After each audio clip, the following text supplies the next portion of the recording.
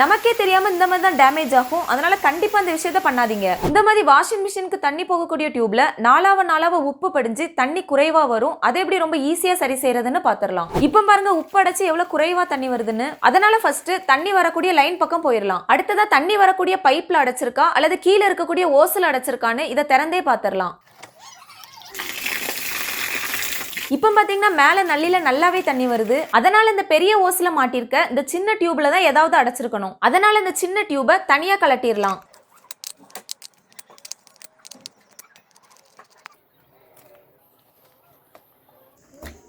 இப்போ இந்த சின்ன டியூப்ல படிஞ்சிருக்க உப்பை கிளீன் பண்றதுக்கு முன்னாடி இந்த டியூபோட ஒரு முனையில சின்னதா ஃபில்டர் கொடுத்துருப்பாங்க, அதை கலட்டி எடுத்துருங்க.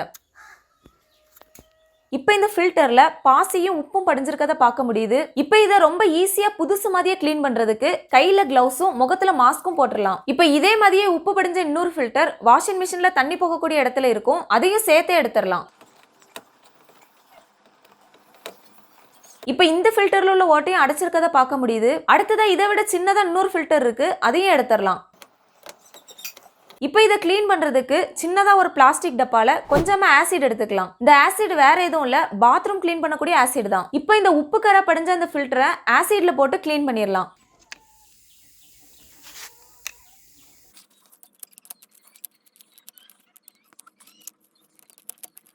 இப்படி நல்லா கிளீன் ஆனதும் தண்ணில அலசி எடுத்துடலாம்.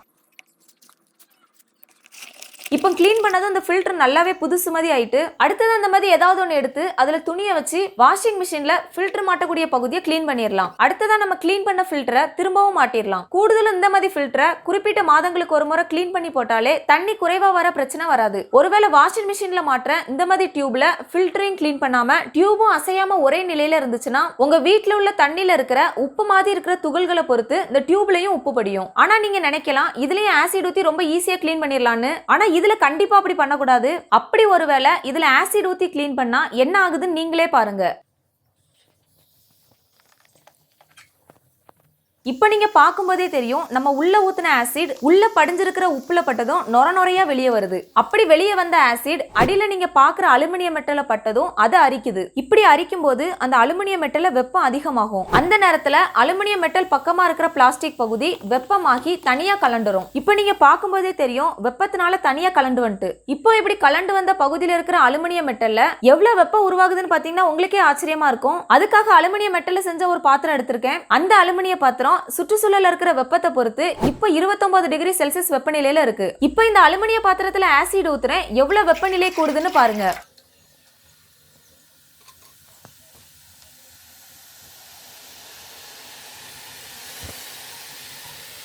இப்போ அலுமினிய பாத்திரத்தோட ஆசிட் சேரும்போது நல்லா கொதிக்குது. இப்போ பாருங்க 100 டிகிரி செல்சியஸ்க்கு மேல வெப்பநிலை உருவாயிருக்கு.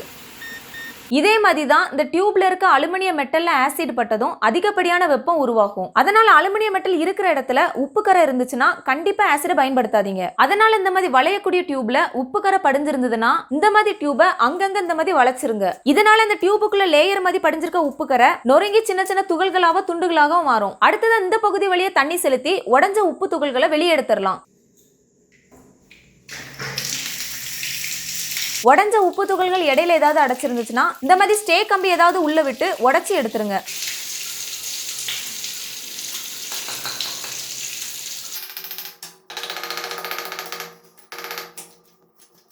இப்போ இந்த டியூப்ல இருந்து பல நாள் படிச்சிருந்த உப்பு துகள்கள் வெளியே வந்துட்டு இப்போ கடைசியா ஒரு நேரம் தண்ணியை இதுல விட்டு செக் பண்ணிடலாம்.